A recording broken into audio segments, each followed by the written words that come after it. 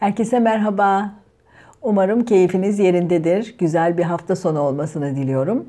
Bugün yine sorulan sorulara cevaplar vermeye devam ediyorum. Siz de istediğiniz soruları, cevabını, merak ettiğiniz şeyleri ya da işlememi istediğiniz konular varsa bu videonun altına soru olarak, yorum olarak yazabilirsiniz. Onları sonra toplayıp böyle toplu halde cevap veriyorum. İnternette çok fazla kişisel gelişim paylaşımları var. Artık kime inanacağımızı şaşırdık. Sen aslansın, sen kaplansın tarzı telkinler bana inandırıcı gelmiyor. Doğru uzmanı nasıl bulurum demiş. Şimdi çok haklısınız. Fakat her meslekte var. Her mesleğin iyisi kötüsü var. Bu şekilde düşünmek lazım. Öyle değil mi? Birçok şey duyuyoruz yani. Mesleğini kötüye kullanan avukatlar da var, doktorlar da var, çok ticari olan her meslekte var. Ve dolayısıyla bu meslekte de var. Evet, doğru kişiyi nasıl bulurum? İlk önce bunu kalbinize sorun. O kişinin bir kere mutlaka adı, soyadı, ismi, cismi ortalıkta olsun. Böyle işte ben bir rüyayım, mavi gökyüzü, işte anka kuşu falan gibi arkasında kim olduğu belli olmayan hesaplara inanmayın ve onlarla iletişime geçmeyin. Hesaplar diye anlatıyorum çünkü şimdi her şey sosyal medya üzerinden yürüyor.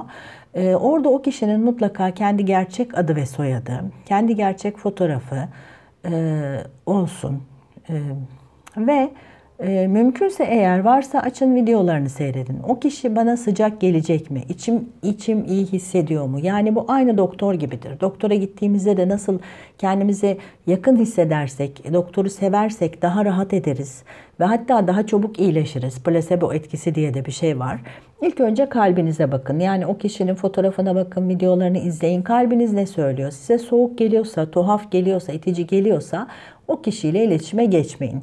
Ha, sıcak, evet, bu kişi bana iyi gelir diye hissettiğiniz kişiye doğru yol alın. Bir ikincisi, o kişinin gerçekten kalbiyle çalışıp çalışmadığını şöyle anlarsınız. Size sadece belli bir randevu arasında vakit tanıyorsa, yani size sadece müşteri gözüyle bakıyorsa çok da kalbiyle çalışmıyor demektir. Yani bir sorununuz olduğunda, onunla randevunuz olmasa da, seansınız olmasa da, yani bir ücret ödemeyecek dahi olsanız bir telefon açtığınızda yahut işte bir mesaj yazdığınızda buna dönüyor olması gerekir. Çünkü doğru kişinin, yani işini doğru yapan kişi gerçekten danışanının iyi olmasını, ilerlemesini, bir şeyleri fark etmesini ve yol almasını gönülden ister. Ama bu kişi telefonlarınıza çıkmıyor, mesajla hiçbir şekilde ulaşamıyorsunuz. Sadece size randevu veriyor ve o saat içindeki zamanı size ayırıyorsa fazla profesyonel, fazla ticari bir şekilde çalışıyor demektir. Kalpten çalışmıyor gibi bakarım ben buna. Bu şekilde de bir ayrım yapabilirsiniz. Başka bir soru. Anne baba sevgisi hiç görmedim. İçimde derin bir yara var. Bu yara nasıl kapanır? Çok önemli. Anne baba sevgisi. Bunu hep anlatıyorum.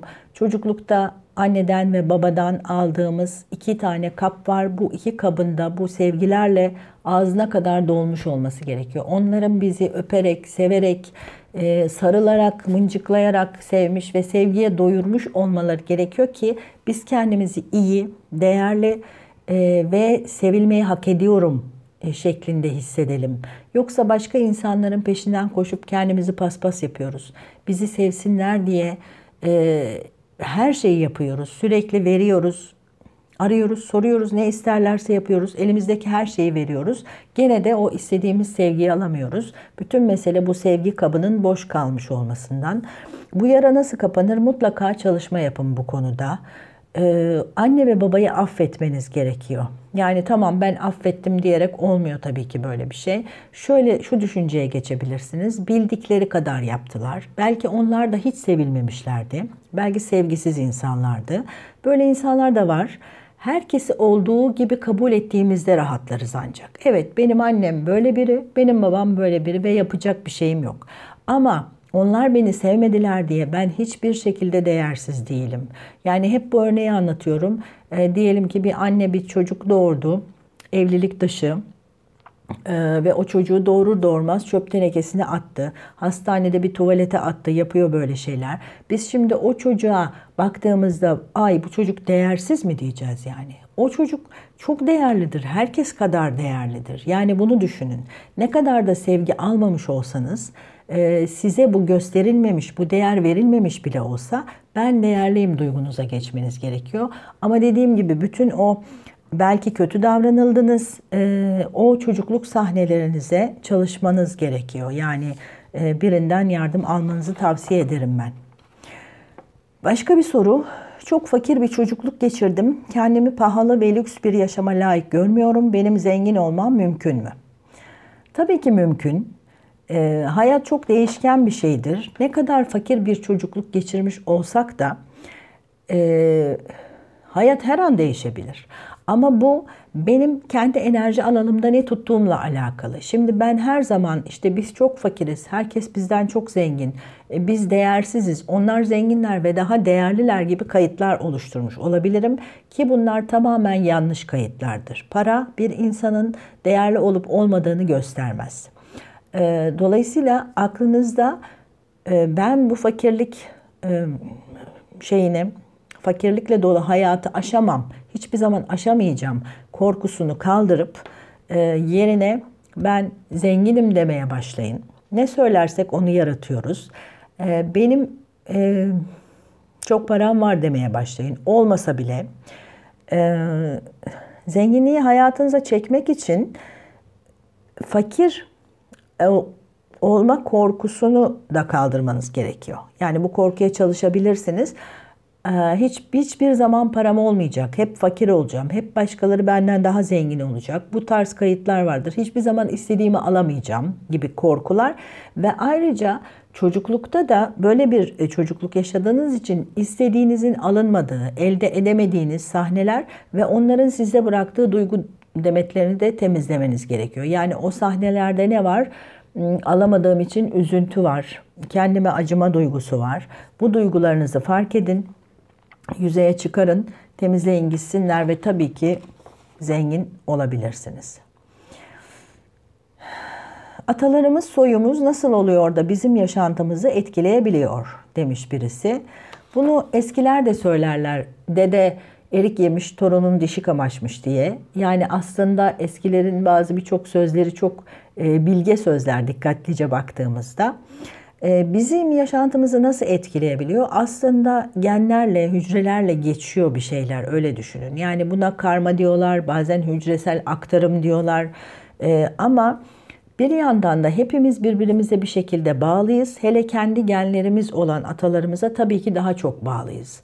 Dolayısıyla geçmişimde olan şeyler beni çok etkileyebiliyor. Şimdi kadın tarafından bunu anlatabiliyorum çünkü bir yumurta meselesi var. Daha önce de anlatmış olabilirim, emin değilim ama Mor diye bir kitap var. Kitap da tavsiye edeyim size. Pınar Gogula'nın Mor isimli kitabını okursanız orada 3 kadın neslinin arka arkaya aynı şeyi yaşayabildiğini görüyoruz. Çünkü neden? Kadının yumurta sayısı sınırlı. Sabit daha doğrusu. Yani siz annenizde henüz yumurtayken anneniz anneannenizin karnında olabiliyor. Ve dolayısıyla anneannenizin yaşadığı şey oradan annenize, annenizden size aktarılmış olabiliyor. Yani bunu birebir söyleyebiliyoruz. Tabii ki erkekler için durum nedir dediğinizde orada da yine ben bir hücresel aktarım olduğundan söz edebilirim ve bu şekilde bizim yaşantımızı da etkiliyor. Ama şimdi bu işte aile dizimleri, ata çalışmaları falan çok yapılıyor. Ben her zaman şunu söylerim. Doğduğumuzdan itibaren o kadar çok şey yaşıyoruz ki zaten bilinçaltımızda pıt pıt pıt bir sürü şey var. Yani işte annem babam sevmediyse, işte fakirlik yaşadıysam, öğretmenim kızdıysa, dayak yediysem, dışlandıysam, yatılı okulda okuduysam gibi. Önce bu kendi hatırlayabildiğimiz kadar bu hayatımızdaki kendi anılarımızı bir temizleyelim bakalım da neler yoluna giriyor onu bir görelim. Ondan sonra hala yolunda gitmeyen bir şeyler varsa o zaman dönüp işte atalara, geçmişe, şuna buna oradan mı geliyor acaba bu sorun diye bakarız. Ama hani önce bir gerçekten de elimizin altında olan şeyi temizlememizi öneriyorum ben. Bugünlük de bu kadar olsun. Dilerim hayatınıza katkısı olan bir video olmuştur. Şimdilik hoşça kalın, sevgiyle kalın, sevgide kalın.